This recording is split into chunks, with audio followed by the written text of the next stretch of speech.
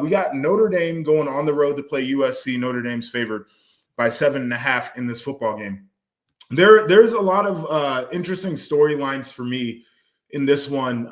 Marcus Freeman has done a remarkable job since the NIU loss of getting his team locked in and focused. They have been dominant, albeit the schedule, not necessarily the greatest in the world. They've done exactly what they needed to do. It's certainly a team to me with an identity. They're run the football, play great defense. They don't necessarily throw it well. They haven't had to throw it well. And frankly, if they can play the game running the football, that's what they're going to do.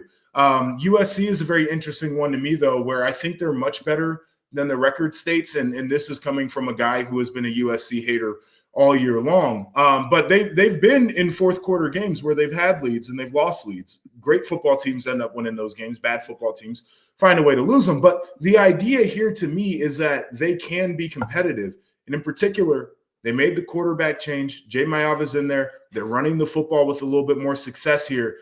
This is a tricky one for Notre Dame as the final game of the regular season. It is. I'm not that worried about it. I think the Irish are going to win. I think they're going to cover. And I think that this is going to end up being a data point that the selection committee uses to put Notre Dame ahead of Penn State because they'll have a shared common opponent. You can compare the way that both those teams played. As we remember, Penn State won in overtime against USC and had to come back in that game. But the reason that I think Notre Dame has been playing so well, knowing that they had no margin for error.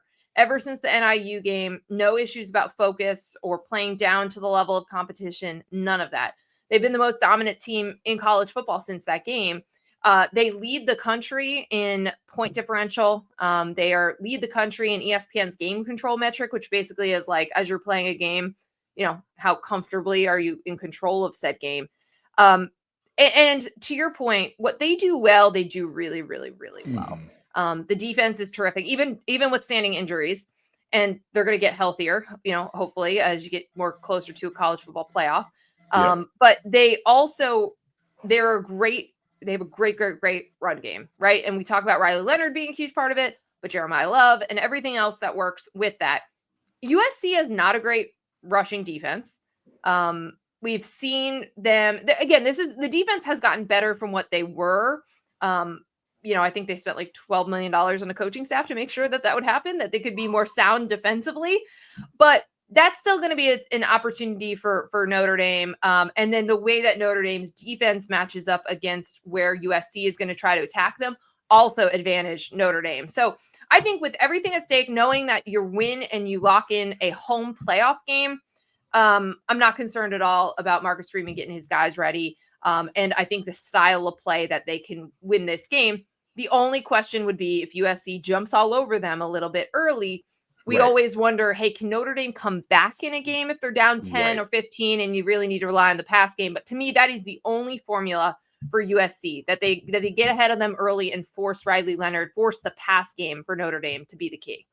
Yeah, I'm with you there. We talked about it yesterday, offline about this. Notre Dame is my biggest question about them is we know what their identity is. We haven't seen a team that can really challenge them by getting a lead and then making them throw their way back into a game if they have to.